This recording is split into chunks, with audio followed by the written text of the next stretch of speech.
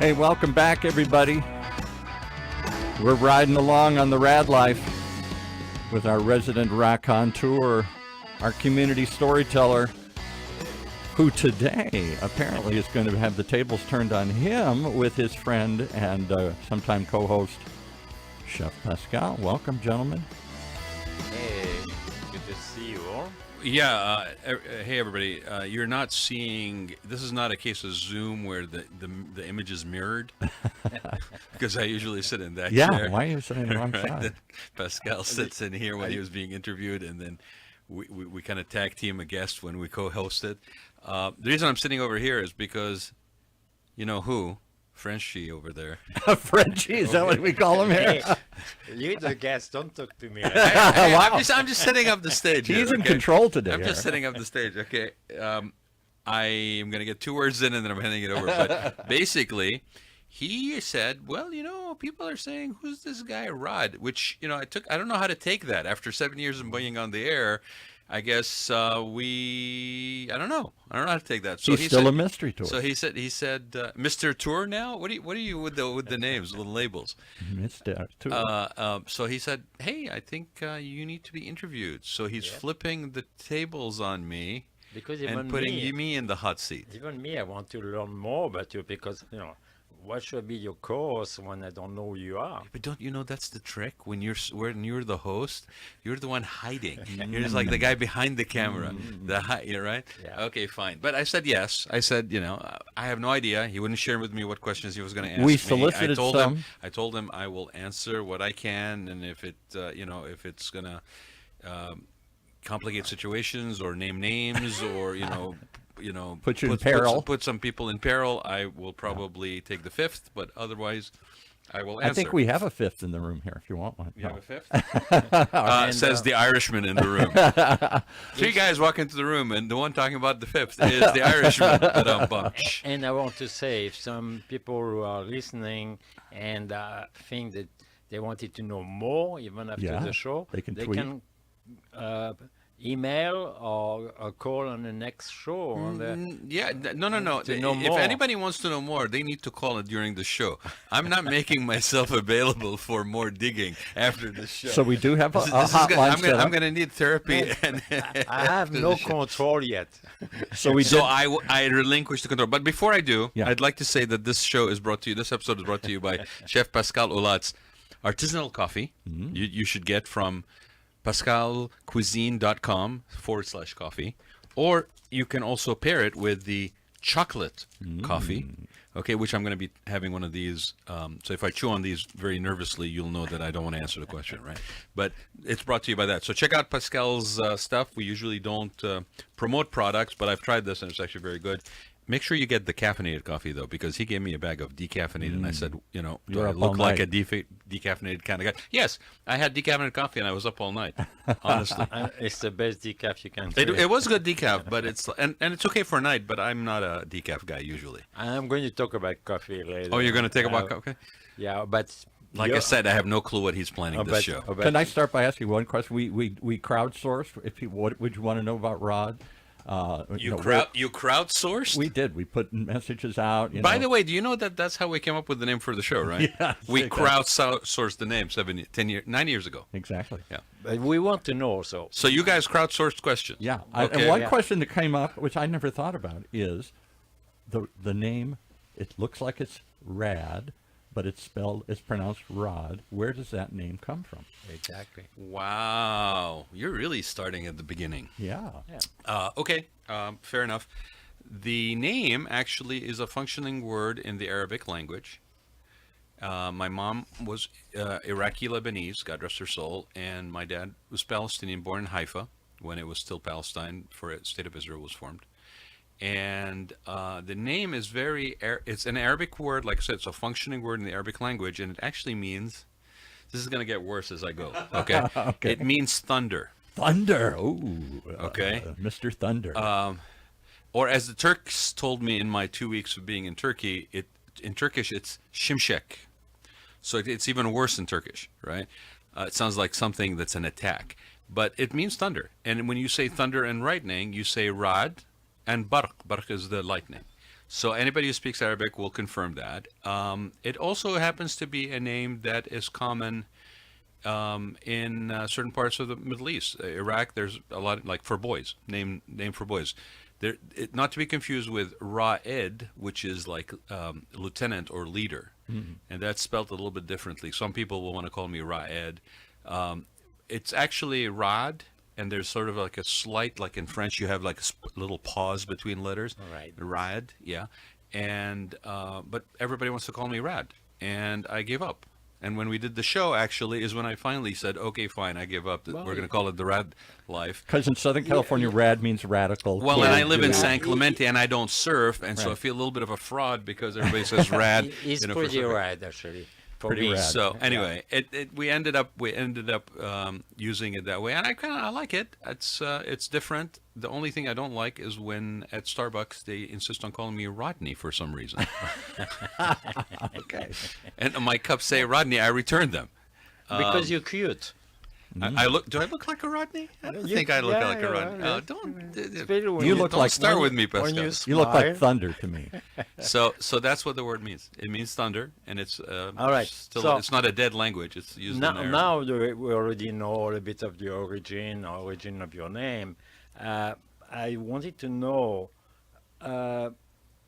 is it why you're really into culture because of your origins? Because It's a very good question. I think in part yes, because excuse me, you know this as well because you are from a certain particular part of France, and there in France even there's little subcultures depending on the region, right? Yeah. Brittany, Normandy, so it's different. So yeah, I think if you're born in the I mean, I was born in Iraq. I grew up in Iraq, in Abu Dhabi, when there was nothing. We were on a construction camp actually, because my dad is a civil engineer, and you went where the work was. And at that time, those were developing countries that needed that kind of skill set, and they were building like the first airport and the infrastructure bridge in Abu Dhabi, sorry. And we literally lived on a construction camp, and my mom had a little VW bug, and she would drive out to this, I think, Spinneys, for those who know Spinneys, shopping centers, like it's a British shopping center, 20 minutes, 30 minutes away on dirt roads Yeah. to get like, jambon for ham, and you could actually buy ham in a Muslim country. And then we went to Kuwait in 71. So I think when you grow up in different areas of the world that have multiple ethnical, cultural And they're differences. so close to each other. They're very they close to each still are other. different. Right. I think in the United States, the equivalent to it would be like I spent 2-3 years in Atlanta. Atlanta is not necessarily the South, but it is South enough in comparison to, like, for example, Southern California or the Midwest, like I have family in Chicago. There are certain regional areas in the United States that have certain nuances that are different from pronunciations and accents even. Like if you go to Boston, there's certain accent. Sure. So in the Middle East, in Europe, those countries are so close to each other that you have no really choice but to be exposed by those are things. all cultures. In the U.S., there are cultures from immigration. That's really Well, I changed. think yes and no. To be honest with you, I think there's some people that even under the guise of we are all Americans, that still hold some pride in their cultural background. I mean, Irish, French, even like Italians, Polish, Dutch. Dutch, and again, it may be based on the immigration movements that came in, like the cycles that came in. But I think we also, the other thing too is a lot of people that lived in that part of the world where I grew up, we didn't like stay for summer in Kuwait, for example.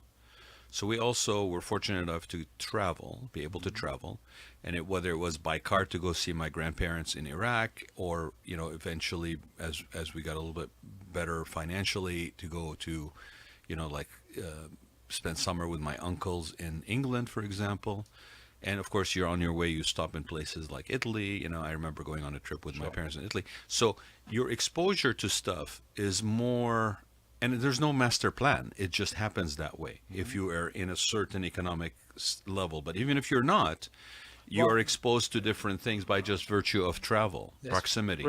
That's probably why European culture or personal experience is broader in Europe than here, because we travel so much and we discover every other country's Yeah, culture and yeah. habits and food too in the Yeah, same thing. I think so, and I think there's a pride of place, a pride of where you come from, but there's also a pride of being exposed and knowledgeable, and people speak multiple languages. Part of it is necessity. Part of it is economic viability. Like you speak multiple languages. How many languages do you speak?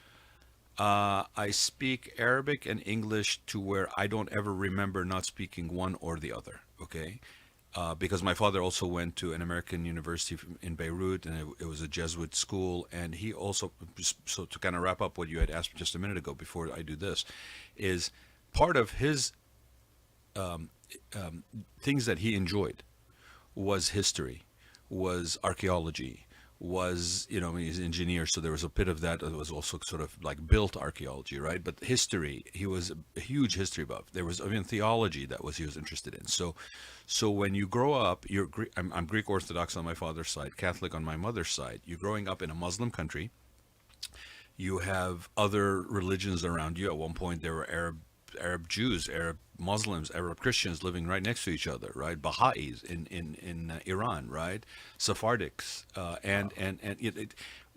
those are all those religions kind of Did originate you from not the part get of the world. confused when you go either to a temple or a church or that Well, in kind some cases you can't. Like if you're not Muslim, for example, you can't enter during a prayer time, but you can go into a mosque when it's not.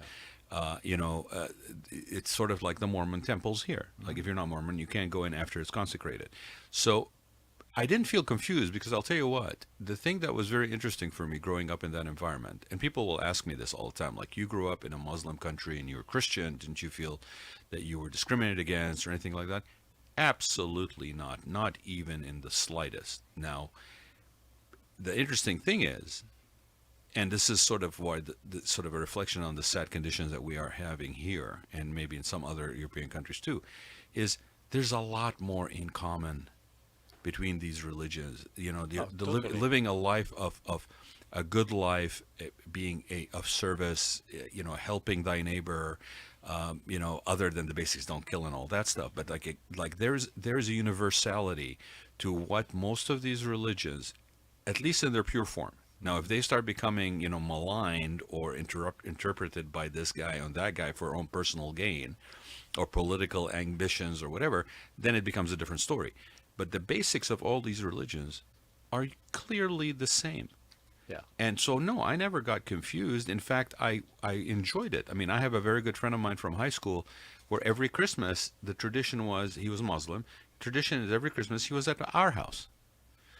And during the Eid Iftar after Ramadan, I was at their house. And there was never an issue. In fact, you found yourself in a position where you felt like your life was richer because you were exposed to all this stuff. You were welcomed into all of this stuff to learn. I think the saddest thing on the planet is when you absolutely reject learning more about things. And I think what happens as a direct result of that, and you see it every day sadly, is that you become victim to fear of what you don't know. But this is why you travel a lot. So your mind is more open. I don't travel as much as I want to travel, to No, be but honest with you. But yes, I do. You did. Yeah, I do. And I'll tell you, I think you're referring something to about the trip that I just did in Turkey. For 2 weeks I was Well, in I Turkey. don't know if that was really cultural, but Well, I can't talk about the part that wasn't cultural, but let's talk about the cultural part, shall we?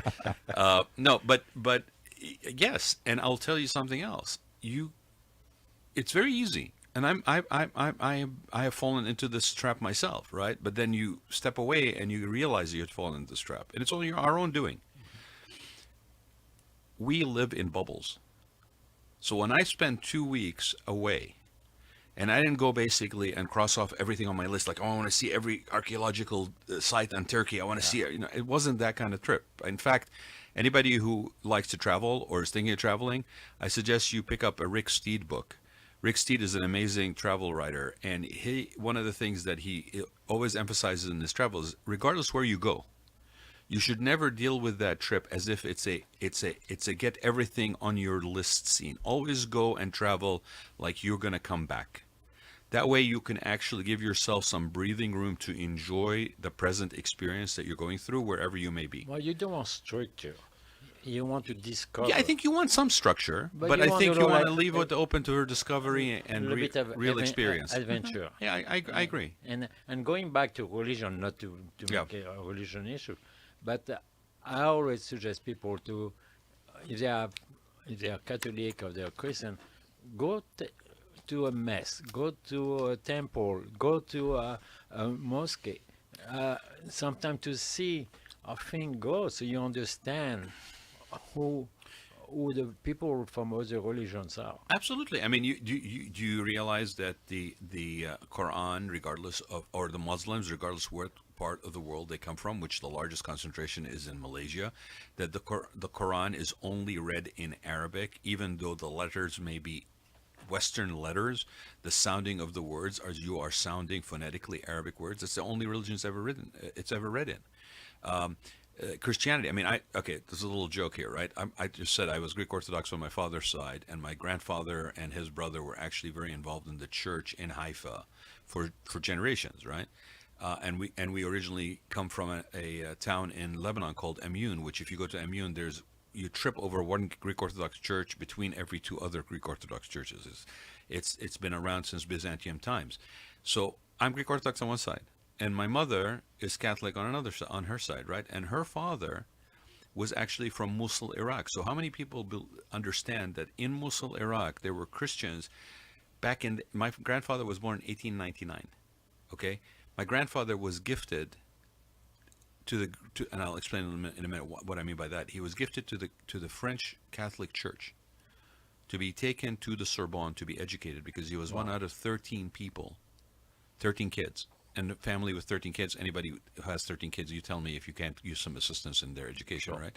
So he ended up basically at the Sorbonne for 4 years during World War I. He was considered from a country of axis of evil because it was the Ottoman Empire. And he wasn't able to leave the Sorbonne. Now, my grandfather, after he left the Sorbonne, spoke Aramaic, he spoke Arabic, he spoke so many languages, Italian, French, yeah, absolutely. And so I joke about the fact that I party with the Greek Orthodox at night, and I feel guilty about it with the Catholics in the morning. You know, I Okay. have to say the Greek Orthodox celebrations have a lot of But that food, man- and you pray all night, but you eat all night Well, as well. and the priests come to your house, and they're very much so. It's a very social thing. It's almost like the difference between Benedictines and like Maronites or Jesuits, right? To your point, and why I'm making fun of this thing between the Catholic and the Greek Orthodox, but what I mean by that is you miss out on experiencing the different nuances, the fact that you walk into a Greek Orthodox church and there's so many saints that we basically have to put them in easels and collages because there's no room on the altar anymore. There's no room on, and when I say the altar, the whole friggin' wall, right? When you go to a Catholic church that is maybe in a small island, like I was in Mauritius for a project for a hotel project in '98, and that's an island that has Catholics, it has Baha'is, it has people, Buddhists, it has Muslims, and it's a small island. The island is so small that the half of the M in Mauritius is already in the ocean. And that's the first letter in the name, okay? That's how small this island is, okay? And on that island, there's all those religions. And they all live peacefully together. And literally there's a Hindu shrine, and there's a Buddhist temple, and there's a mosque, and there's these little churches with red roofs on them. That's a Catholic church. That Catholic church on the island, Hawaii is the same way, is different than a Catholic church in the middle of Rome. Mm-hmm. So if you don't open yourself up to actually exploring the things that you don't know about, it's not a surprise that those things make you afraid. Mm-hmm. And then your fear basically ends up into a reactionary situation, and you either push back or you basically separate yourself. And if your neighbor happens to be a different religion, or they practice Christianity in a different way, now all of a sudden you're basically starting to have resentment because it's something you don't know. Yeah. It's very easy. If you really have strong faith in your religion or in your culture and whatever, then nobody else's culture or religion is going to undermine that. You say something, word saint. Don't you miss, like in Europe or maybe in your culture, every day of the year there's a saint? No, that's you guys. No, we have all the saints in the really? church, but we don't basically. Really? I mean, yes, I there miss are. that. There are Because some. here you say, oh, it's French fries day, Yeah. and it's just a coffee day, But no, in France we have It's actually a kind of saint. it's actually kind of funny, Pascal, because what you're saying is the same way we celebrate, like personal assistant day, and take your pet to work day, and all Yeah, of this I stuff. know. In Europe, it's actually there's Saint Jerome and Yeah. Saint Cecilia and all of this stuff. Yes, and to what you're saying too is, where does that come from? So that comes from because I actually, when I was in Turkey, we happened to be moored. I was on a boat for about a week. We happened to be moored off this little island. And this little island, I looked at it because I'm looking across and there's ruins. And I can't really tell what the ruins are, but there's definitely ruins, right? So I look it up, and it's the island that is known as St. Nicholas's Island. Oh wow. St. Nicholas's Island, as in St. Nicholas, who is Santa Claus, I right? know. Okay. That's a real Santa Right. Claus. Not the made-up there's one. 4 churches on that island that are now in ruins. Fifth century church. You're minding your own business, floating in the Mediterranean, and there's a 5th century ruin in front of you. Above it is a 6th century one, 7th century, and 8th century. Okay, and there's one of them that actually still has mosaic. You could still see the mosaic that is like almost like you're in Pompeii or something, right? So that church was supposed to be the resting place of Saint Nicholas, and that church was on the path of pilgrimage to the Holy Land. And then at the time when Europe was like going from, this is the Eastern Church. This is the Byzantine Constantinople kind of based church, right? The Eastern Church. They basically moved the remains of Saint Nicholas to another place because there was an oncoming of like the Arab Moorish kind of. I think they moved protection him to vision. Disneyland. I think that's the reason. No, we didn't move him to Disneyland. But to your point, even when it comes to like Christmas and Saint Nicholas, like there are other elements to that story that are celebrated. Like in Switzerland, they celebrate different things, right? There's a prankster component that is sort of like almost like the arch enemy of Saint Nicholas. That's in Switzerland. That I can't remember the name now. I got a question for you. You ready? Yeah. This is a serious question. Maybe this is too serious. But I had to look this up. So It's I got okay. the I can detail. ignore your serious questions. I've been doing it for 9 years. I got the detail. I want to get the details right. And according to Wikipedia, in 1948, more than 700,000 Palestinian Arabs, about half of the Arabs in that area at the time, were either expelled or fled to get away from the violence that was the burgeoning state of Israel as the conflict developed and Jews returned to this area and turned it into a Jewish state. Your father was one of those, right? Oh, my father and his brothers and sisters, as they're actually siblings. They're 6. 5 of them were alive and had been born at that point. And my grandmother ran across the border. I mean, they escaped for their lives. It wasn't like they were expelled or anything. But when you're in a situation like that, you don't just sit around and go, well, let me see what tomorrow brings. Right. Right. And you got 5 kids, and you literally. My grandfather and his brother stayed, I believe, and then my grandmother, who had family in Lebanon, they fled across the border to Lebanon. And the way that the story has been told is that while they were doing this, there was actually sniper fire from, I will use the word, Israeli freedom fighters, if you will. But there was no Israel at the time. It was being, it was in the midst of that whole upheaval and the formation. And I don't want to get into the details of everything else, but the point is that this is, for me, it's not like a long distance story. This is my father and his brothers, twin brothers, and his two of the sisters, and my grandmother that was literally running for their lives with the clothes on their backs after basically living where my grandfather and his brother were accountants.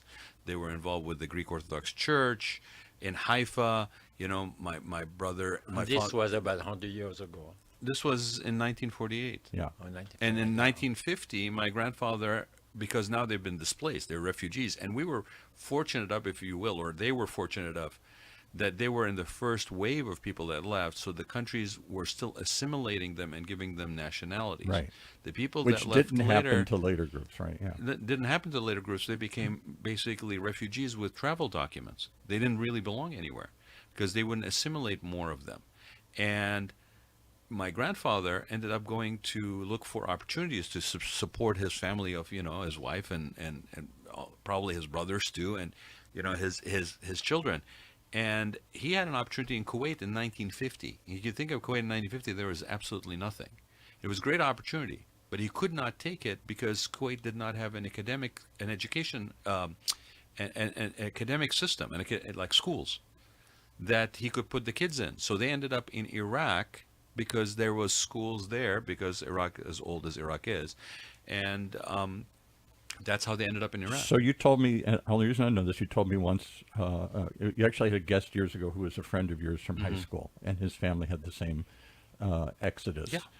And He was actually, in his case, he was born in Jerusalem and then the family because his fled. because his family had continued to maintain, you know, like an ability to, like, some people just refused to basically be displaced. Like, they tried really hard to hold on to what was rightfully theirs, what their families had built. Sure. And so in his case, I think they had still family. Like, I don't think we have any more Ghantouses in. There may be some in Jaffa, maybe in Jaffa, but most of them left. In some cases, some of these families, they actually have members of the family that are still there. And so they go over to visit. They send financial assistance. You know, they do stuff like that. In the case of the gentleman you were talking about, Tarek, he was born in Jerusalem on a visit when his mother was there. So here's my other follow-up to that. You, the two of you, offline said how different it was than my experience, than Chef Pascal's experience in life, and most people's experience in life, because you felt like you were stateless. These people, when they left, still thought of themselves as residents of that area, as Palestinians, and I don't they think can I go don't home. think we ever, anybody who is Palestinian by, let's just use the kind of the proper non-controversial terminology here, Palestinian by ethnic background, Right. by cultural Arabs heritage, born in that area, no, not Arabs born in that area, people that were of Palestinian heritage. We had customs, we had traditional wear, we had families that were in multiple generations of businesses, landowners. This is not just an in-passing kind of horde of people. Right. Okay? So anybody that actually derives from that, it's like you. Were you born in Ireland? No. No. Were your parents born in Ireland? No. No. Do you still have a strong connection with your Irish heritage? Absolutely. Absolutely. It's no different. It's the same. But Okay. but what struck me is that you guys said to grow up that way because the assumption was you were going to get absorbed into Lebanon, into Iraq, into the Well, Syria and all no. those I places. think even though we were holders of passports, because there's a practicality thing here, right? Like people that were American citizens that went and still got their Irish passports as well. Right. Okay. I mean, why get an Irish passport? Well, because there's a convenience factor. There's a practicality. If they needed to use it, if something happened, whatever. For us, the identity that you hold and the gratitude that you have for the country that basically assimilated you or absorbed you. Like, I have an American citizenship. Okay, I have gratitude for that, but it doesn't take away from the fact that I have a very strong connection with my Palestinian heritage. I guess the point I was making And is so that I still you feel always that- felt on the move, that you're always moving Well, from yes, one place I mean, to the another. practicality is yes, you are always on the move. And Right. in my case, I was born in one country, raised in two countries, or three countries actually, went to summers in another country, my family was kind of spread around out of economic opportunity, or geographical necessity, and a combination of everything that's above. And I ended up basically in a situation where I then went to school in another country, right? And so when I came to the United States, and at this point, I came in 1985. At this point, I've lived here longer than I've ever lived anywhere else. Yeah. So talking about that. But you don't feel necessarily anchored That's what I was in getting at. the Right. geography of where you are. You feel anchored in your heritage, and you take that with you. But when you get to the point where you're older and you're looking back and reflecting on that, and I've shared this with you, it felt at some point that I didn't belong anywhere. That's what I was getting And at. Right. then, like a switch turned on, and I couldn't tell you why. So I don't think there was a moment other than maybe a moment of internal clarity. And I realized it's not that I don't belong anywhere. It's as a result of that background, I belong everywhere. Yes. Yeah. Right. Yeah, but you're Right. a person of the world, like you And I should think say. you feel the same way a little yeah. bit. And I think that goes And- to Chef Pascal's question about culture and feeling an affinity to other groups and an interest to go to other places and a Well, connection. also they demonstrate why Rad have so much envy to know other people's culture, because you like Because he belongs everywhere. It's your adventurous life, your life is to know who is my neighbor. Look, there's nothing worse, I think, in the world than to lose curiosity, especially as you get older. Okay, I think that's or lose the desire to want to learn. You want to share your life too. Well, of course, because I feel that, and like I said, it not necessarily that there was a master plan, right? But if I look back and I look at my experiences, it was a lot of happy accidents in that things happened I didn't expect, and then I look back, and not only did it serve they served me well, but they also helped in forming the person I am, in sort of personal growth, the ability to basically see things from different people's perspective. How the heck do you see things from different people's perspective when all you do is basically sit in your own silo? So now that we Let all- alone, how do you empathize with other people's perspectives? So now we almost know where you come from, but it's a lot. From It's a moving target. From I'm everywhere. I'm pretty much from everywhere. Yeah. What brought you to California? School. So after I got done with my undergraduate, I didn't really have a plan. And actually, let me step back for 1 minute. So Was it not a culture shock when you came here? no, because I had an uncle in Chicago, and I had been to Chicago maybe once or twice before. But I'll tell you why it wasn't a culture shock. It wasn't a culture shock because we used to get stuff in Kuwait or overseas. I don't know if people know this. TV shows and things like that that are a little bit delayed, Yeah, right. right? Sure. So I mean, I was fully. I mean, you were I watching. was you fully watched literal. I was fully. Miami Vice. No. Well, I think that may have been something I watched here, but no. It goes back further than that. The Wild Wild West or something. Wild Wild West Oh yeah. with Robert Conrad. Yeah. Can I tell you something funny real quickly? I had a Vietnamese friend here that the guy did some work with. And I said, what did you learn before you came from Vietnam? He said, oh, Wild Wild West. Wild Wild West. Watched that all the time in Vietnam. 10 years after we did. Happy Days. Yeah. Shout out Days. to the Fonz, to Henry Winkler. I mean, rocking, education there for anybody coming to the United States. Right. $6 Million Man, the Rockford Files. I knew about those beaches in California where the trailers could be parked and the Camaros all day long. Right. I think people. That exported nature of the cultural exchange that happens through movies and stuff like that. I actually yet this week I sent a message on social to Sylvester Stallone because Sylvester Stallone basically was talking talking about how his show Tulsa King's is going to be now on ABC or something versus just I love that show. streaming right. And I said, it's an awesome show. I can't wait for season 2. Congratulations. I've been a big fan for a long time, from the days of not even Rocky. Rocky, yes, for sure. But Fist, do you remember Fist? Yeah. Yeah, right. Fist, which if people don't know that Switzerland made a movie called Fist. You should see it. It's about Union union organizing. organizing. It's Yeah. an awesome movie.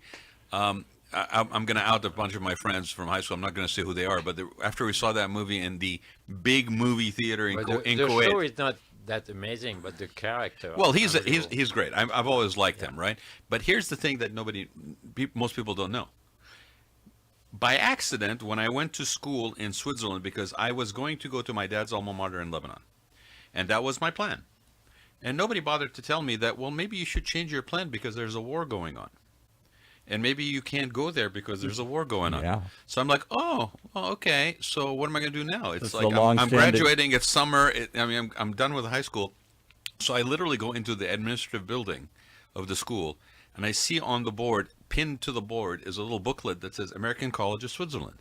And my mother doesn't want me to go to the United States because I'm 16 and I'm going to get lost in everything that the United States is, this big country, Africa being in a small country.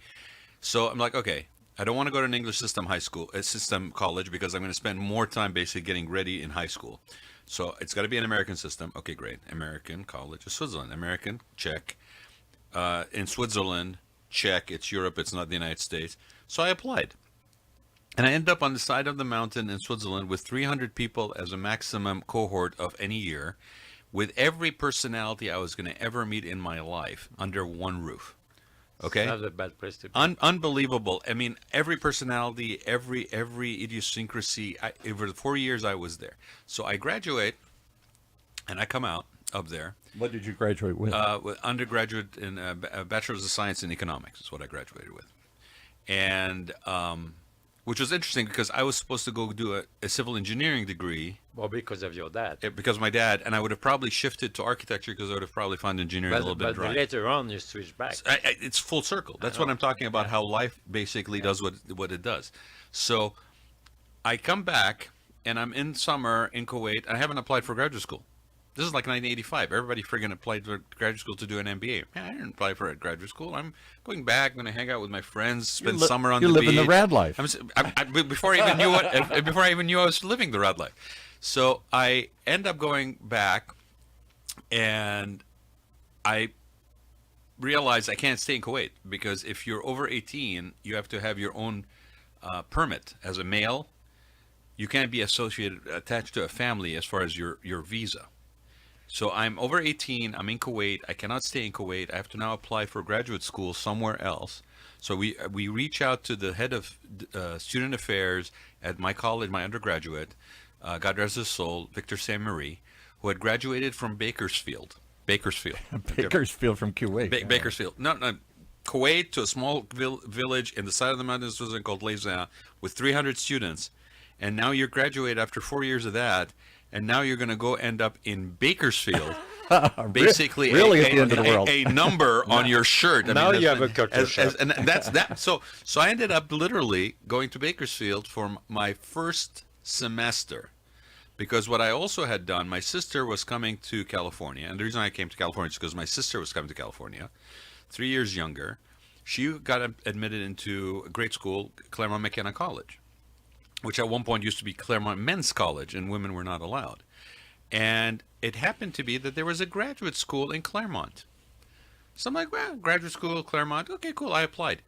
I had no clue when I applied to the graduate school in Claremont that this was the Peter Drucker Yeah. School of Management. And he's there.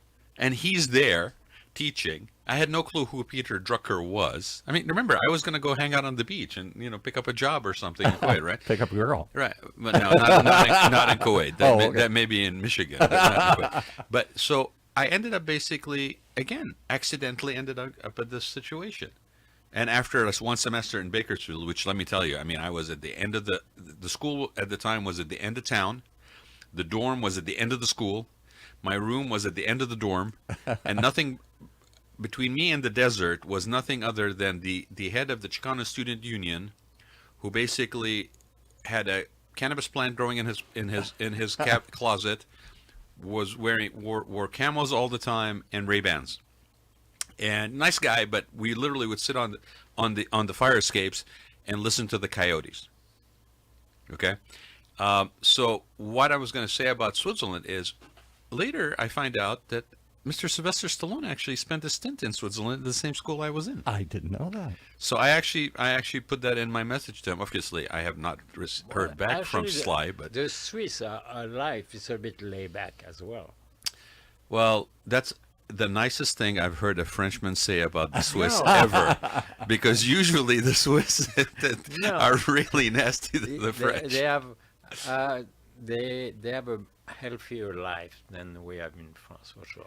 Well, I think it's easy to do that, Pascal, when the whole world comes over and puts their money in your banks. Okay, Sure. you don't really have a lot to worry about. You don't worry about Right. tomorrow. By the way, good chocolate. Good job. Yeah. Thank you. So yeah, it was happy accidents. And all right, So what visa did you carry all that time as your parents carried? I had a Jordanian passport, and Jordanian. but I think it was just about when I went to college, or maybe while I was in college, for my undergrad, that we had applied for a green card through the American Embassy in Kuwait, and we had gotten approval. My uncle had been in Chicago since 1965. He came for medical school, went to Newport. Did he work for Al Capone or no? No. Although my uncle Waldo does think he's a black man trapped in a white man's body, because he's really embraced the jazz culture and everything in Yeah. Chicago. Chicago's an amazing town. Great friends. He was there right in the middle of 1965. Can you imagine being in Chicago wow. in 1965? Right, the Playboy. Yeah. It's like being in West LA in 1970. Right, in Marina Del Rey. Right. So Down on State Street. down on Miracle- State Street, Miracle yeah, Mile. yeah, Miracle Mile. Been there many It's times. really great. So he had been there. He became a kidney specialist. Actually, taught at Northwestern, and he's still there. I have a lot of family in Chicago. So we got our citizenship, or our green cards, while I was in college in Switzerland, and so had dual nationality. And then I actually remember very clearly when we went to get the green cards at the American Embassy, I had to file for selective service. Maybe you got to. It was Reagan, right? Mm-hmm. Yeah, Reagan. I remember I had to register for the vote. I registered Republican at the time, and then I registered, and then I had to register for selective service. And I had that. I still have it. That selective service card that was laminated. nice. And it's like folded. It's like Yeah. it's like this I- folded thing. I had one. You Yeah. had, right? Yeah. So I had that from I must have been when I turned 18. So What's the one thing about Raad Ghantous, as we come down to the last 10 minutes, that nobody knows? Oh, you're going to give us more than 10 minutes. Hold on. You've got more questions. Yeah. Hey, after 9 years, almost 10 years, I get more than 10 I minutes. have a few. But what, What's few the- questions. go ahead, Pascal. Yeah. This is fun, by the way, guys. Thanks. We're going to talk about what's Raad life later, but in the meantime, you also have a business life, and that's the engineering side of it, I guess. Well, again, how did I fall into interior design? Interior design is what you're talking about. How did I fall into interior design? Again, I went to do an undergraduate in economics. Why? Because I didn't get to do my degree in engineering. Which, again, in hindsight, now I would say I probably would have changed to architecture, right? So that got kind of derailed. So we did undergraduate in economics. Okay, what do you do after undergraduate in economics? Usually you either get a law degree and go work in the government, Right. or you basically go teach, or you, at the time, 1985, you got an MBA because $50,000 a year buy you a lot of beer, right? Remember that song? Future's so bright, I gotta wear shades. Yeah. Was it Georgia Satellite? I'd have to think. I don't know. Might be Georgia Satellites. Anyway, so I ended up getting that, and then following on the MBA. Now, usually when you go do an MBA, you should have some years of experience working, so you know why the hell you're learning the MBA. I had no clue. So I ended up where I was now trying to find work and I wanted to kind of do sales. Like my kind of dream job in my mind at the time was go be a buyer for like, let's see, let me date myself here. Bullocks, I Magnum, okay. Buyer for clothing. I'm going to travel around and buy, clothes. I think maybe I was too influenced by that movie Mannequin or something. I don't know, right? so I ended up basically not getting a job because I didn't have any sales experience, and anybody I was basically going up against You was just wanted somebody to who have- had sales from the time they had a bicycle route. But you wanted to have free clothes. Well, yeah, I guess maybe I was a crow's horse from back then too. So I ended up wanted to do something, obviously, and a friend of my dad's who wasn't married at the time we were in Kuwait, didn't have any kids. Now he has 3 kids. Was married, Syrian originally. This is the guy who used to take me to school when my dad couldn't take me to school. And I spent a whole bunch of time with my dad on job sites when I was a kid. So I felt really comfortable on job sites. So this guy comes over. He brings over money from an inheritance in Syria. Shout out to the Bustami family here. And he started doing development with his brother, who was a general contractor. So I went and basically went back and played in the sandbox that I grew up in with him for a couple of years. This was around, I think, 87 to maybe 91. One of the things that we were doing is building a duplex in San Clemente. Can you imagine San Clemente back in 1987? 90? There was like, people would go, where? Where's that? Isn't that Pendleton? That's Pendleton, isn't it? A beach city. But nobody knew. I mean, how great a city it was. And the people in San Clemente weren't about to tell anybody in Orange It County, was a by the way. city They were on- like, no, you stay away. That's It fine. was a city on weekend, but during the week there was nobody. No, but I mean, I remember when we moved, there was like maybe 40,000 people, right? There was no Talega. There was no 73 freeway. People literally, when I was in design school, which I'm going to get to here, would ask me, where's that? And I'd say, San Juan Capistrano. Oh, yeah, the Mission. I'd say 15 minutes down, and they look at me like, you poor child. Why are you living in the back 40, right? So I ended up basically working on that duplex that we were building in 87, 88. And about 90, we're like finished. My sister was going to now graduated undergraduate. She had done a year of just working around, and she was going to do a master's degree in an MBA at UCI. Shout out for UCI. And so we were like, well, we rented all the time in like Claremont Upland area when she was doing her school and I was doing mine. And it was ridiculous to just rent. So we bought one half of that duplex with the idea that we would just stay there while she was doing her graduate degree, and then who knows where we would be, but that way we're not throwing money down the drain. And my mom comes over. The house is done. My mom comes over.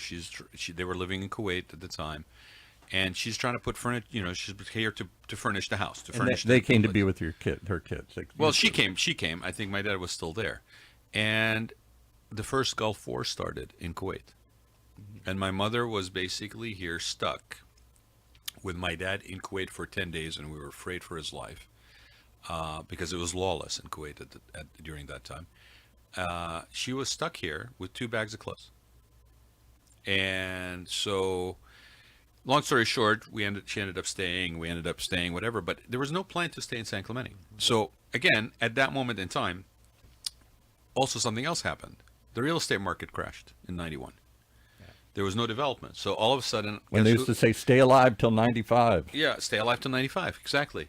Boy, I haven't heard that in forever. Yeah. So here I am, stuck at home with mom that I love, but man, I haven't shared space with my mother for over 10 years. This is like a really different social impact here, right? No Rad life there. No, Rad life was on hold, right?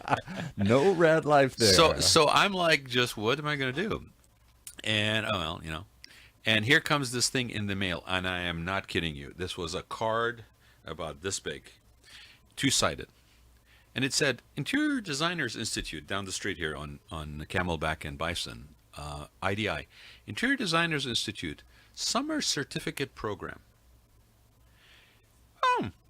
12 weeks of arts and crafts. Cool. Where's my scissors? Let's go do arts and crafts for 12 weeks. No plan whatsoever other than that, right?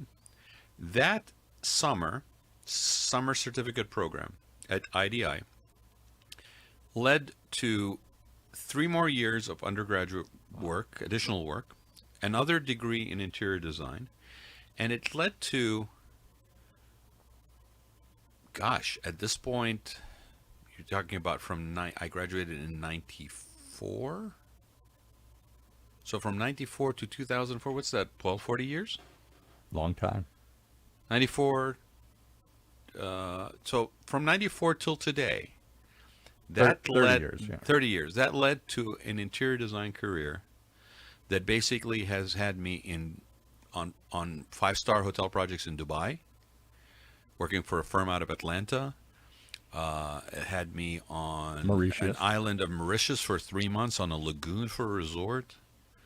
I've worked on a bunch of projects here. The last since 2000, I've been under my own flag and literally bringing that kind of level of sophisticated business consultancy for the hospitality business, whether it's a restaurant or spa or whatever, and you can relate to this, bringing that level of sophisticated consultancy that then manifests itself in a physical environment to the mom and pops, not necessarily only the five stars, because I recognized, and maybe this is again kind of partly upbringing, partly being of service, partly wanting to make a difference kind of thing, right? Or helping others, is that a lot of people that were mom and pop or smaller operators needed the same level of sophisticated consultancy and needed a really dialed in physical environment that really lined up with their brand and their vision for their business.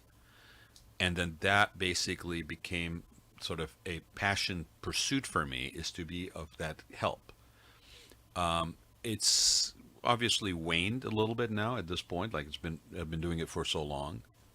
So now I'm looking for different challenges, but still, I think the motivation is the same. And that's coming back, because even mom and pop businesses now want to reach out with their own image into the business.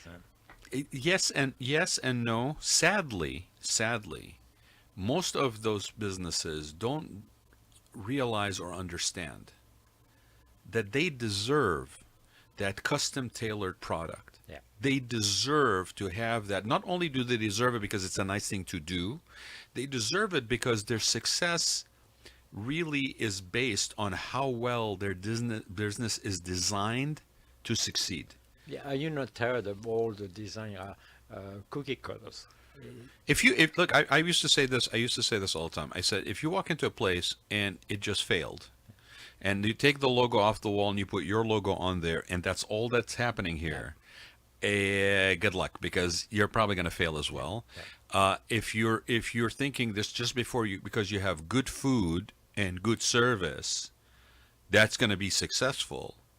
Good luck, because you'll be the first one to probably tell people that is a very competitive space, and you have to have a unique offering, and you have to have a unique dialed in every touch point, like all of the sophisticated level of business consultancy that if you're a mom and pop, money's coming out of your pocket or savings or something to maintain this business. If you are a large corporation, you could take a hit. If you're a mom and pop and you don't have the benefit of that, and I will say this again, you deserve to have that kind of customization, because if you don't, you are risking failure. And if you think that you can't afford that, can you really afford not having it? It's not as expensive as you think if you're dealing with the right kind of people. Particularly what? Particularly you lost your connection? I lost my connect because you're dealing in experiential worlds. I've got to have an experience, not just good food. When I go to a spa, I got to have an experience. When I go to a restaurant, if it's an individual restaurant, something's got to stand out about that brings you back more than just good food. You have to go to places that you feel good. Yeah. And if not, it's got to be a feeling. Actually, I'll tell you something. Pascal is very correct on this, and it may sound very trite, or it may sound very little and meaningless, but yes, because you can spend millions of dollars on a space. You can spend millions of dollars on your staff and on your chef de cuisine and all that stuff, right? And your nice menu and all of this stuff. But if the feeling isn't what you just said, and feel good is not easy to achieve. No. Because it could be something that's a small little cafe that barely has any furniture. But it's something about the ambiance, something about the way that you are treated, the way that you are interacted with, the way that you are talked to, that makes you come back. In French, they say "je ne sais quoi." Yeah, There's a reason why Yeah. they say je ne sais quoi, because they don't know. That's certain something. I It's can't like put. it's like your home away, and Yeah. so talking about hospitality and mixing this everything you just said. But I think why I really like it, Pascal, honestly, is in part is because it's people. Yeah. Hospitality is people in most cases, Well, this unless is it becomes this is run by an this is accountant, and then it this stops is being people. this is where I'm getting, Yeah. and you and I got friends very quickly. I don't know why, but some, I don't know why. and Well, we've known each other for a long time, known of each other for a long Yeah. time, and then honestly, I reached out to you, not that I didn't know you, because I actually had been a frequent visitor to your restaurant when it was on Bristol. on Bristol, when I was at IDI. You were just down the street, and that was my little escape for a little culture. To be honest with you, There you like go. okay, I'd sit out there with a little fountain There and you have some jambon and so fromage. you felt good there. Yeah, because it was for me. It was like a little comfortable, Comfort. right? It reminded me of a comfortable thing. But I reached out to you when I originally reached out to you and had you and interviewed you, is because here is a guy that went through a heck of a lot and was still positive. And I'm talking about a heck of a lot medically. You've had health issues. You've had some, professional challenges, and you're still positive. You're still out there. You're still finding reason to. Well, you're alive, so you have no choice. Well, yes, you do have a choice. You just choose what you choose. Well, I Yeah, think that's the exactly. right You're- choice. the world's full of people out there that choose the other. Yeah. Choose to be morbid. Choose to look at the dark side. Choose to be afraid of the unknown. Choose. I think one of us is running for president right now. Okay, no, let's not go there. So, Ignore Paul. I've been doing it for 9 years. It's not as hard as it sounds. my question was about your own hospitality. Yeah. If ever you become friend of Rad, and this is a little bit the Rad life that I learned what it is actually. Oh, you're gonna Uh, take people behind the scenes now? Yes, Uh-oh. you invite me for coffee, Yeah. and if you invite me for coffee, we're not going to say, "Oh, let's go to which Starbucks do you go? Which coffee house do you go?" No, say, "Come home, I'm going to make you a coffee." You have to cross your calendar because that coffee is going to be taking half of your day. It's No. not a half an hour. No, even if it's a little Turkish coffee that's that big, and that's the right life. We have a coffee and we talk for a couple of hours, and I really like that. That's it's cultural for me. And it's like a spa, a massage of your brain. It's just we have a good Ooh, I like that. a good time together, and we talk and we change. Chef Pascal, let me tell you that when after a couple of years of doing this show here, he said, "You know the thing I like about this? One of the few times I don't have an agenda. I'm not here for a meeting. I'm not here for a purpose, a plan, an immediate. I'm just talking. I'm just getting to know people Yeah. and sharing." Well, here's the thing, and you and I have talked about this. yeah, we okay? don't do that much. In the We're world. doing this show has been. I mean, I took a hiatus because of some issues with my parents' health as they were deteriorating, and still came back. I don't know why. I spent time with this guy, right? Beginning to wonder. But 9 years we've been doing this. Paul gave me the opportunity to do this, or I don't know, he talked me into somehow doing this when I had just turned 50. And it, again, one of those happy accidents in life. I told him, do you remember what I told you? I said, we're going to do this 1 month at a time. And we're, Well, because there was- and we're now, and then I'm like, well, what do you do this? Well, you go over here, you do this, you get that. I'm Yeah. like, okay, fine, sure, why not? Let me do it. The closest I had ever even gotten to putting myself in front of a microphone was I happen to like cartoons and Looney Tunes, and Mel Blanc is a favorite of mine because of the voiceovers that he did.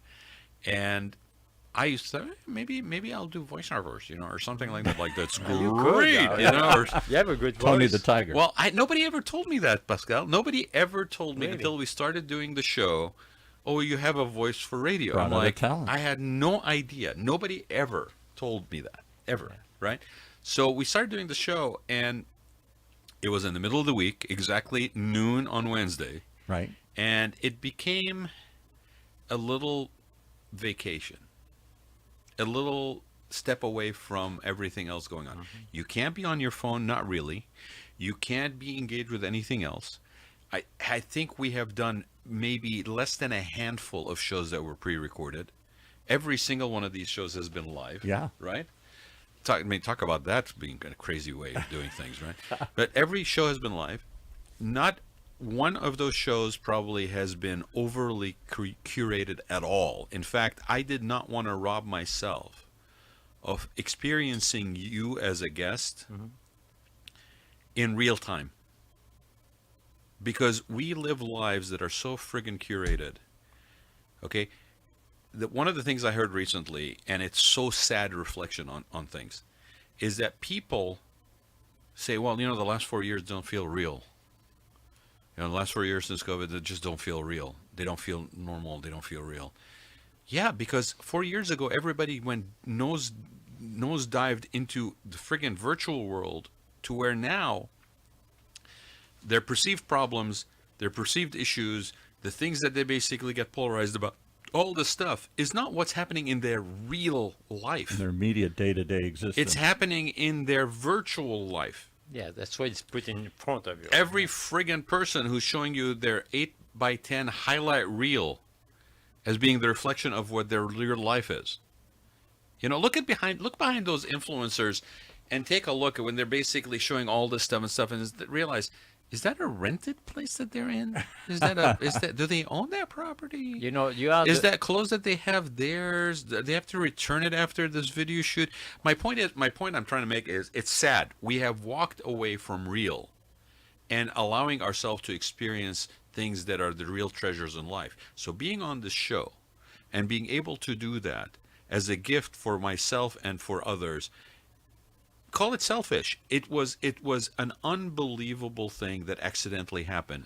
I think I was thinking that you're the best influencer for people to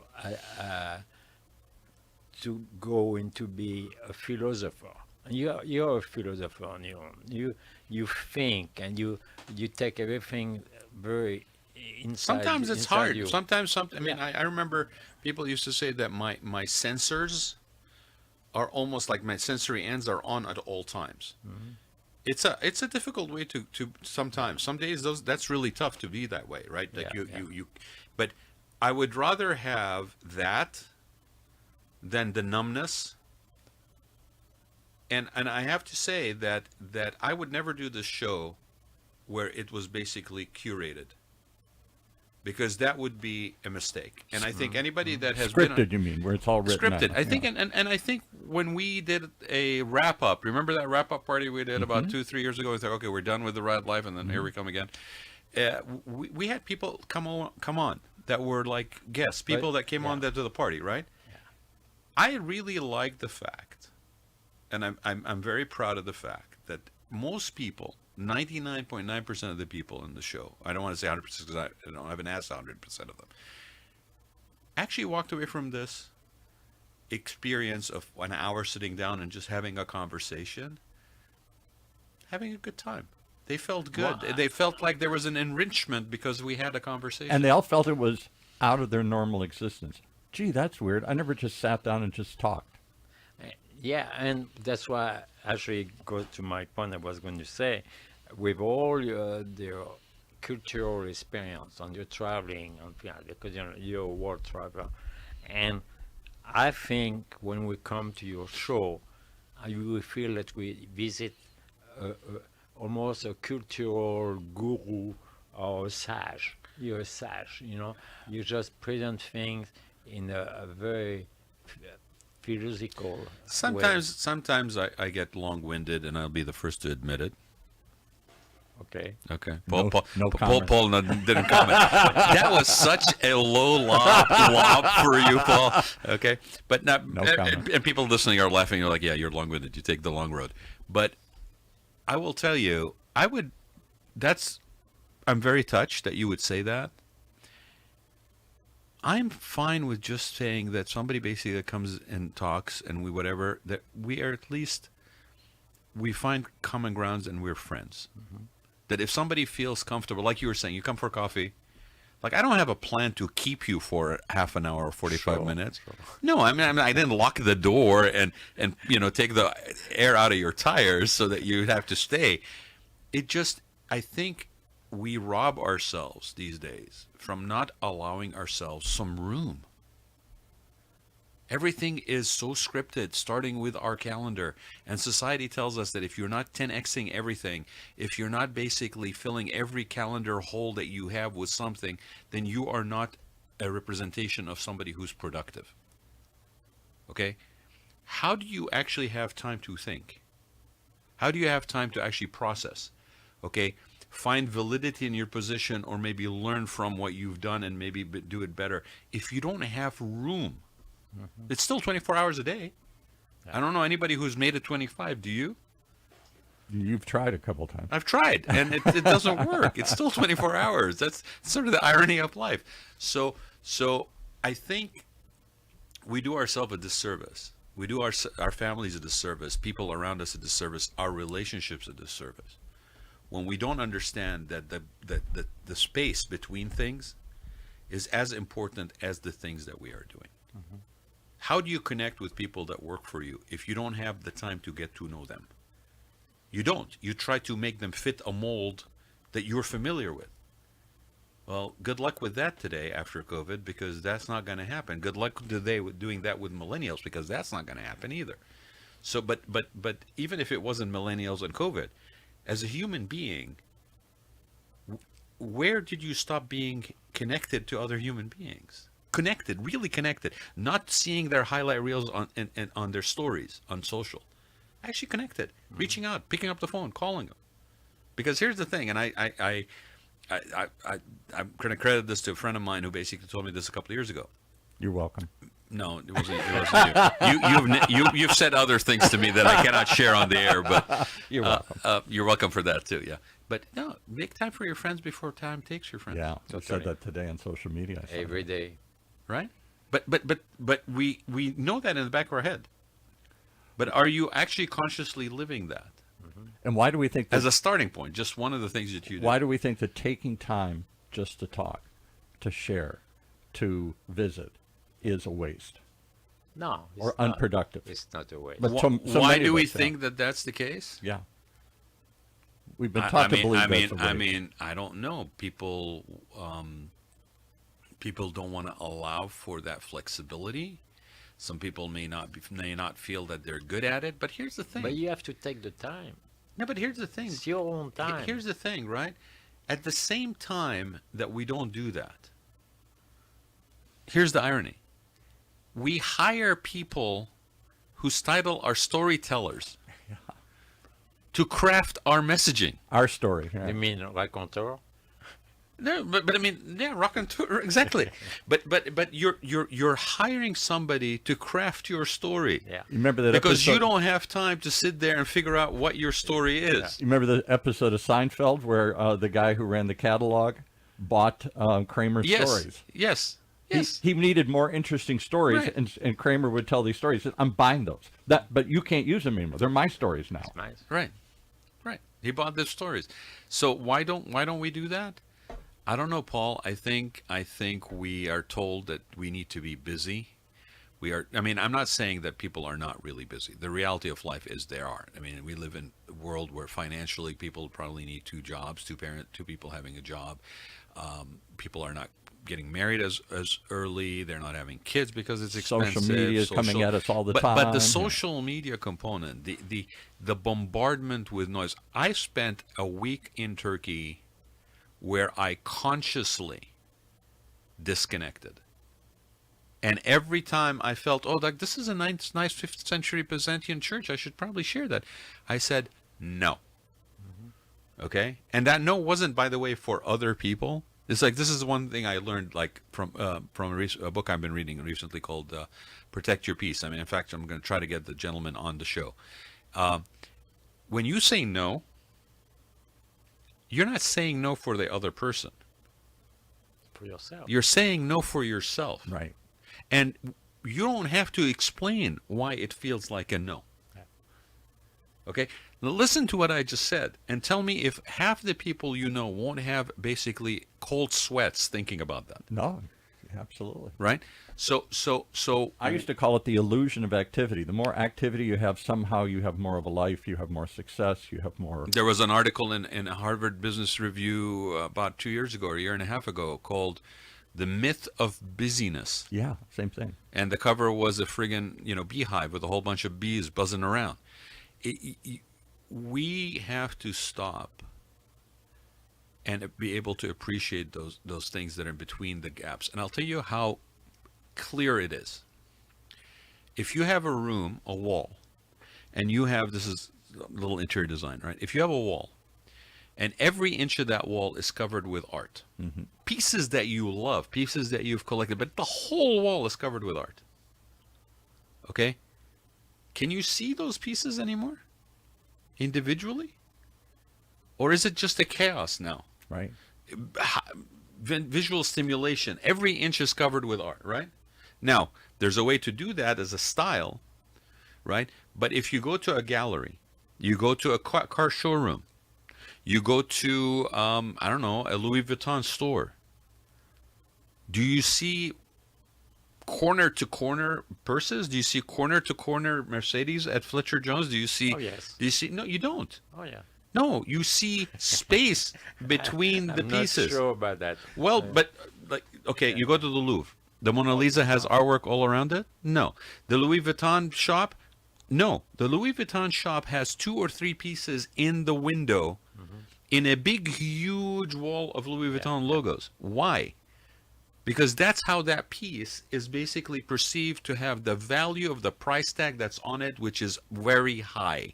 So we know instinctively that when we see a unique piece with nothing around it, that has more value than if every inch of the shelf is filled, right? Absolutely. Same Wow. same trick in advertising. People want to put everything into an ad, and eventually you see But nothing this, in the this ad. is marketing, you know. Right, so- Even so if when we- you're a if we- kid, you so- see the biggest bear in the window of a toy store. Yeah. And you want to go in to that big bear. Right, but you don't. But if that big bear had all kinds of bears around it, you think that's a thrift shop, and you don't see the value. Yeah. Exactly. So if we already instinctively know that when this item has space around it, it has value, it has worth, it has luxury.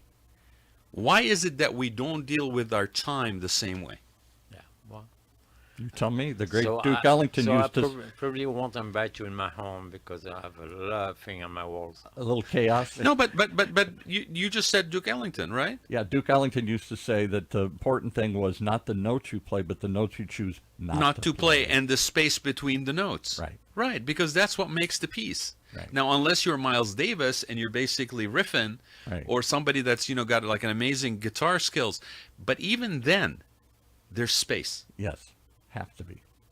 and yet we don't deal with our time and Placement. our lives with space. All we are doing is buying into the fact that people want us to fill it with more and more and more. And if you stop and question, the people that are asking me and pushing me to fill it with more and more and more, is it that because they're selling me a book that says that? Oh, Is it talking because about they're books. selling me something that needs to be put in there because they're benefiting from it and I'm basically just becoming a depository of more and more and more and more?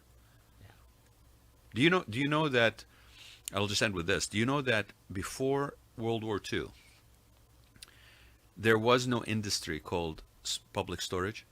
Mm. There was no public storage units. Hmm.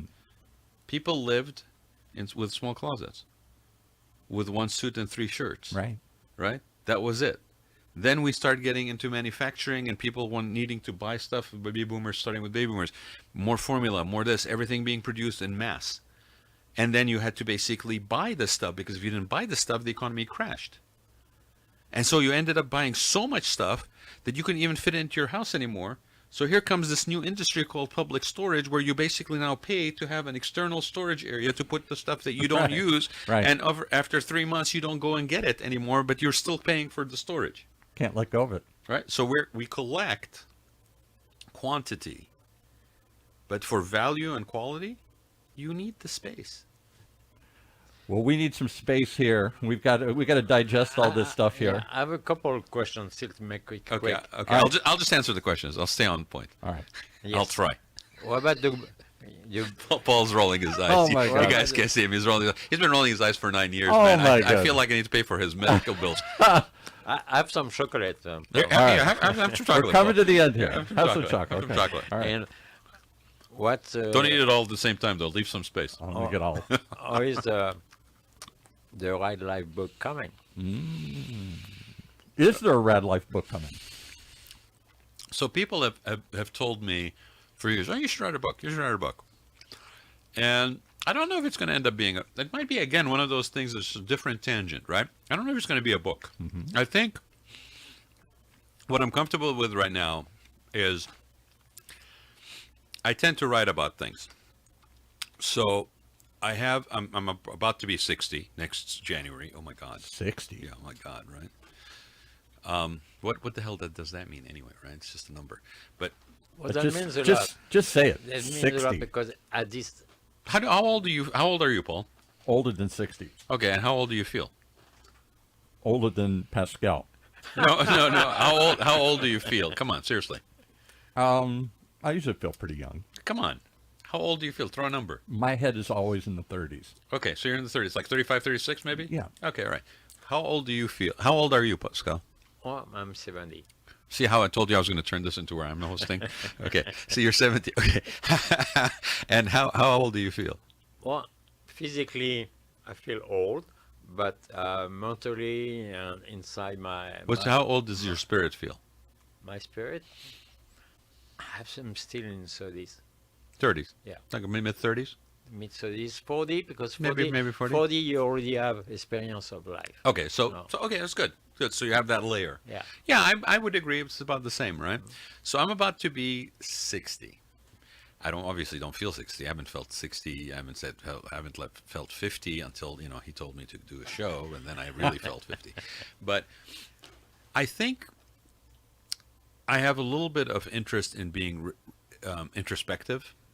So sometimes something will trigger me with that, or something I'll encounter that, or something like I said. I shared that thing about friendship. What my friend Razi told me a couple of years ago. I think I like the idea of sharing that. Not sort of in a pat your back kind of thing, but it's just kind of like, here's my thoughts kind of thing, right? And I think that's why I just used the working title. It says, it's the Rad Life. I kind of debated, like, what should it be called? And it was like the Rad Life, Lessons from the Road. I mean, it's just as plain as that, on the journey of life. And I think I'll continue to do that. And then, if it ends up being where we have a lot of them or something, then that's kind of a book formulated on its own. It could end up being where it's just almost like a title placeholder when, and I share under that, One of the things I will try to do, because I think it would be fun to do, is I don't know if you guys remember, we had twice actually. I had him on remotely one day, and a couple of years ago we had him on Joe Burke. Do you remember Joe Burke? I do. And Joe had written a book. Joe is the inventor for the Ollie ball, which is Right. an amazing award-winning inflatable ball that you inflate, and then you can play inside the house, soccer, whatever. You can bounce it against glass, whatever. It's a multi-year award-winning. So shout out to Joe Burke, my buddy. And Joe wanted to write a book, and he used to work for Disney. He used to run their Stores. the marketing for their stores, and really smart, sharp guy. And he wanted to write a book, and he kind of put himself under the gun and said, "I'm going to write this book, and I'm going to write it by then." And he got on a train, and he rode the train up and down the coast, and wrote the book while he was on the train. So of course, when I posted this thing today, what do you think? Who do you think put my feet to the fire? There you go. Joe Burke put my feet to the fire. Thanks, Joe. Get on the road. And he's like, "Well, so when's this coming out? When's happening? When's the launch?" I'm like, "Okay, right." I said, "Okay." So I said, "I don't know, but I think I may need to do a trip, like a train trip. I think we now have the Joe Burke School of Book Writing. It's called Get on a Train Yeah. and Write a Book, right? Can I join you? Yes, Because I need- think need to- you know, the more I think about this, I think the more Joe and I are going to basically have a bunch of people get on a train Just ride around. and ride around and write books. I need to finish my book too. I think so Joe Pascal will come with us. So I All think right. I think we've got something going on here. Throw in a little bit of Yeah. food pairing from Chef Pascal, and we're good, man. I think we can sell tickets to this. I don't know if you know this, but Alex Haley, who wrote Roots Yeah. and other books, supposedly would get on a freighter because there was nothing else to do. Slowly go. Ooh, from Joe, the- are you hearing this? I think we may Freighter. have a new business, you and I. Anyway, so so I'm talking to him today on LinkedIn, and I say, yeah, I think there's a train trip. Maybe I have a train trip, and I I looked, and I've always wanted to do, because when I was in Let's go to Seattle. well, I was in Istanbul. No. I was going to see, when I was in Istanbul, I saw the train from the Istanbul station. Orient Express. Orient Express, Oh. the original route of the Orient Wow. Express, Yeah. You're talking from about Istanbul to talking about Paris. a big trip. Oh, from Yeah. Istanbul to Paris, right? Right. And you're stopping in Venice, you're stopping in Sofia, The Orient, in Orient Prague, Orient Express. Or anytime a cow wanders Orient under the Express. railway. Yeah. huh? The Orient Express. The Orient Express. Yeah, This is the famous. original route of the Orient Express. I don't know if the Orient Express still runs that route, because they also have another one that starts in Athens and goes up to, I think, to England. But this is the original route of the Orient Express. And it was the same route that actually Ottoman prisoners in World War I who were held in Paris, in Europe, took it back to get to Istanbul. So I actually went to the station in Istanbul. So there's your thing about culture. It's like, oh, well, I'm going to get on a train. I'll go to Istanbul and I'll do the trip, and it's 5 cities. And if 5 cities or 7 cities, that makes it a week. And if there's one day in each city, in order to get inspiration for whatever chapter you're writing, that's a 2-week Orient Express book If tour. I can play with the words, I think that train is back on right. Is back on. Well, the Orient Express is It's back on is track. back on track, back running. Yeah. And in fact, the company I worked for in Atlanta, Hirsch Bedner and Associates, were involved in some of the interiors on some of the plush, because it's a very luxury ride, right? Anyway, so I mentioned that to Joe, and he didn't respond to my suggestion of the Orient Express. Okay, he sent me the one, and I thought he was going to send me one like it was like the the Metro Link in Los Angeles or something, right? Or like the subway in New York, or maybe we're just going to ride the tube in London, which would be okay too. But he sent me one about the Rockies. Yes, there's one. It was a train ride in the Rockies, and because I said, isn't it time for Joe to write book number 2? And then he said, well, I'm thinking about this one. So The train I've always wanted to take was through Canada. You start in one end of Canada and you ride all the way across. yeah, but you Canada. see, this is, but we have to take time to Yeah. do these things. Yeah. Sure. That's We why have I to can't take do it. time Can't to do do it. these things. Can't Yeah, do but Yes, you can. You just choose not to. Don't give me that crap. Can't do it. I mean, it's going to sound like your father. Don't tell me you can't. Thanks, Dad. Yeah, you're welcome. Anytime, son. But that's sort of the thing with the book. I think I like the idea of it being sort of a depository of thoughts, and if it Did you say suppository? no, that's you. That's your book. Paul's book will be about the suppository of podcasting. What comes out? What comes out when it's not intended. That's right. Okay. On that note, I think do you want to take us out, Mr. Yeah, it's time to Pascal? wrap it up. I think so. I had a quick question. It's Oh, Pascal, you're killing me. totally different. What are you talking about? You're enjoying yourself. Killing me. We no, because it's different part of life. I This wanted is the to- best show you have on your stage show. What are you talking about? I It's wanted the one to- show You keep without telling me that. Are you lying to just me? wanders I was along. curious because on one of the last show we were asked, are you a cat man or a dog man? But if you were a professional, I don't know. It depends how well they treat me. yeah.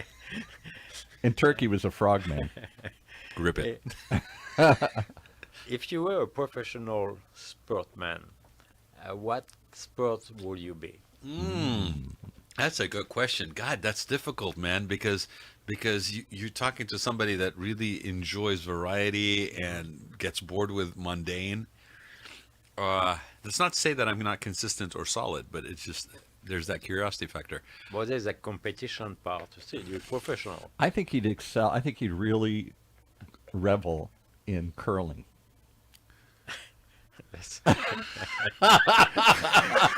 He's still too young Oh, for that. sorry, I don't have the swing for it. Curling. You push this No, thing I down know, the I know. ice. In fact, shout out to Mike Cassidy and his wife that do Do curling. they really? Oh my Yes, God. Mike This is Cassidy cool, from actually. I know California that's Club. really- Hey, Mike, Very slow. if you guys need a fill-in for curling, I'd love to take that on because seems Paul thinks I could be a Very good one. slow, and you're trying to I watch take my it. time. But would you be Okay, but why curling? Why not like bocce ball or Bocce why ball, not same thing, yeah. pétanque? Yeah, pétanque, French. Right. Okay. So you think I should do curling? I think you should do curling. What do you think I should do? It's cool.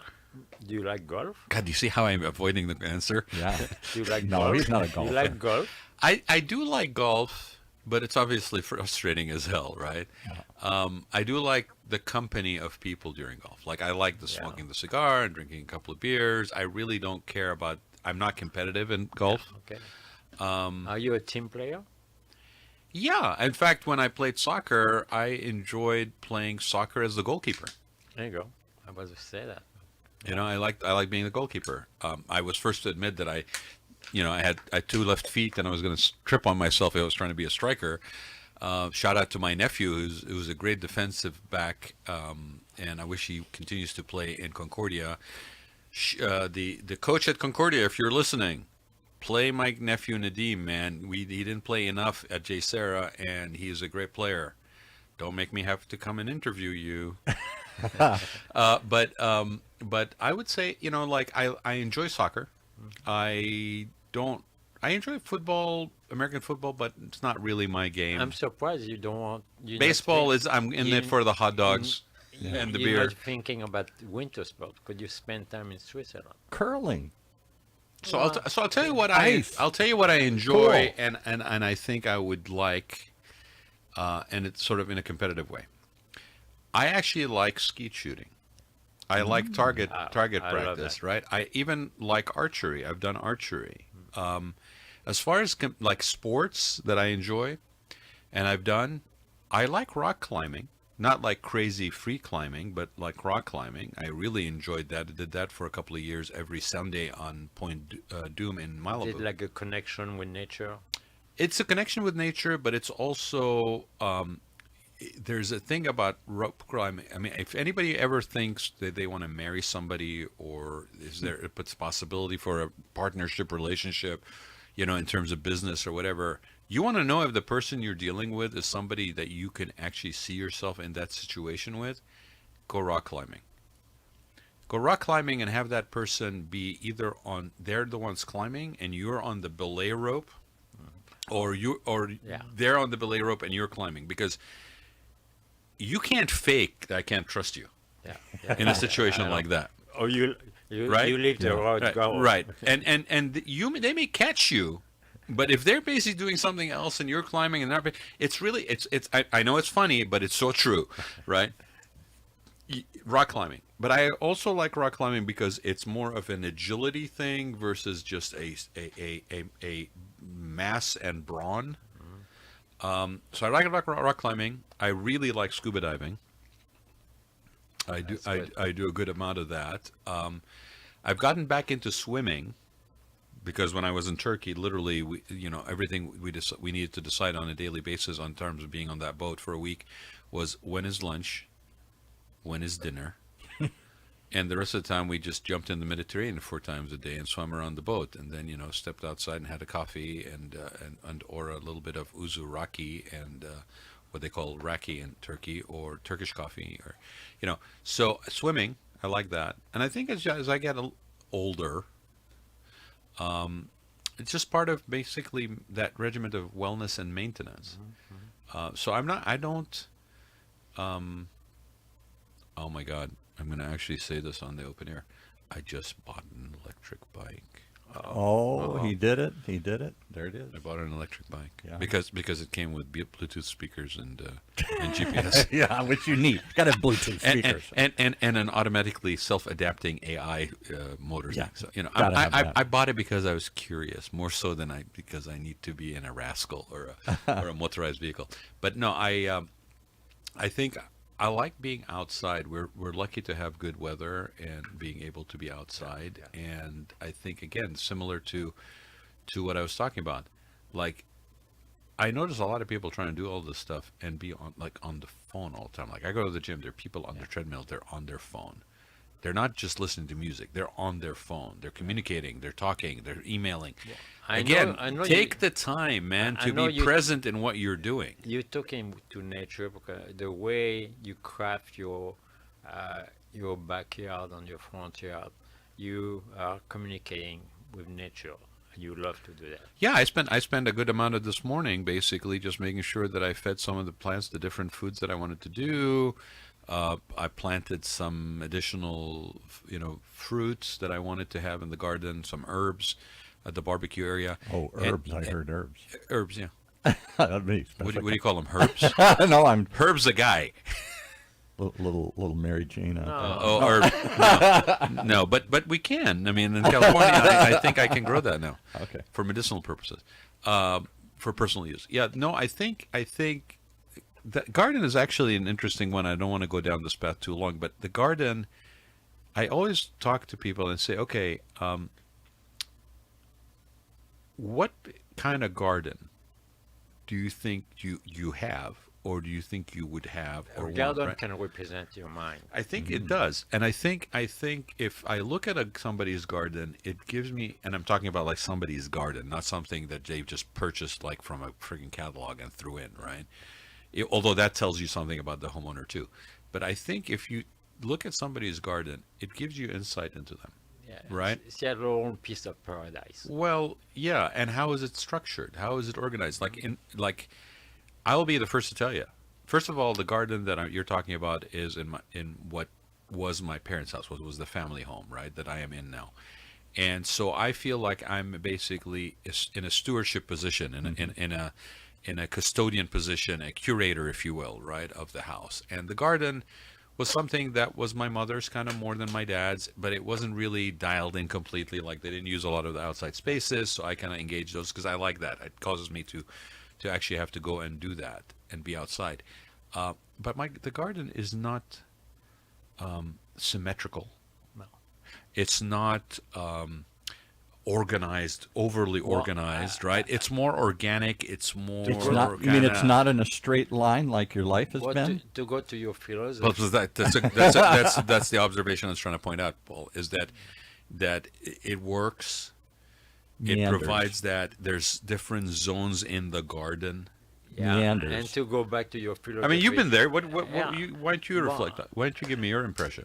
You can tell. You've been there too. And we have something in common because we realize that each plant has its own needs, and you communicate with the plants, and the plants are going to remind you what they need and when they need it. Well, don't you feel that relationships in many ways are the same as basically Yeah, men that's why taking I'm care of a garden? Getting there, and that's why going back to community, the same thing. Well, I think there's again, it goes back to that time. You need time. You can't just garden, by pushing a button. No. You can't really. I mean, you can sustain the lifespan of a plant, but is it going to really bloom? Is it going to really do any of that stuff without complications, without your attention? You No. learn it. Yeah. I think again, a lot of relationships suffer these days because there's not enough room and clarity that part of it's not work, it's maintenance.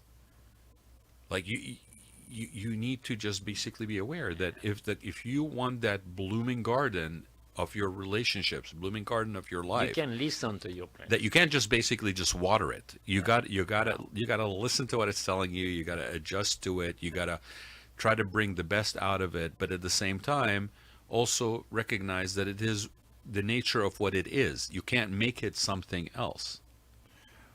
Well, right. I'd like to make this the end, if I could. I think there's so Well, much we've learned. I have to digest it. No more questions. The right life is a long life. It's a long life. It's a long story. It takes. I'm always wondering, is he going to get to the point? Are you saying I should be off the air? Are you canceling the show? No. I'm Oh, just looking for. You wander through the show finding the point, and then you always find a way to bring it to the point. That's what you have always said that to me, okay? And the tone in your voice when you say it, by the way, is a combination, right? It's there's an honest in recognizing that we've once again brought it around to the point, right? It is. And there's another part that's basically his sense of frustration with the fact that it had to go through that process. Had to go through a story is supposed to be beginning, middle, and end. It's But structured. Nobody say we cannot do that again. Well, look, I just want to say thank you guys. This was fun. It's totally different when you're sitting in the chair, and not really asking questions. But Pascal, thank you. You know very well you done. know where Bravo. the idea came from? My wife. Mm-hmm. She wanted to know more about you because she said, I want to know why. she probably knows more than she ever wanted Why to know. my God, Why I my didn't- husband is spending 2 hours for a coffee with this guy? Yeah. Who's exactly. this guy? Well, you should bring her along next time. Okay. And no, but well done, my friend. Really, really nice. I mean, I don't have a reference point other than when I'm on some of the other shows, but to me on my own show and for you guys to basically tag team me. Paul, by the way, thank you for, going easy on me a little bit Yeah, too. well, it's the red life. Yeah, we didn't want to know some of the It's the red sides. life. No, it's good. So yeah, this is part of the We laughed, Thank we you. cried, we shared a little time, we drank a little coffee. And I want to just put the word out to everybody that's been on the show. Honestly, I know you guys are very kind with your comments, and you reached out, and it was really. By the way, thank you for all the really supportive and nice comments today with the book thing. It really means a lot. But I really want you guys to reach out to us, whether we're on the air. I mean, we've been saying this for 9 years. People, come on, pick up the phone and call, right? But reach out to us. Even for Or even after the show, let us know. Instagram too. Yeah, Instagram. But I mean, if you call us, then we talk to you. We hear your voice. You hear ours. We're in the now versus I'm reading your text. But we'd really love to hear from you. And they have to tell you their friend as well. Yeah, absolutely. I mean, But most importantly, look, Pascal is looking for you guys to engage. I mean, I don't want to send Pascal after you, right? Because, Please do. he'll come for coffee for 2 hours. But thanks, guys. Really, it was a lot of fun, and thanks everybody for listening. I hope you got some answers, and if you have any more questions, just reach out to us. Thank you, buddy. All right. See you. I appreciate you. Oh, thanks for coming. Yeah, thank you.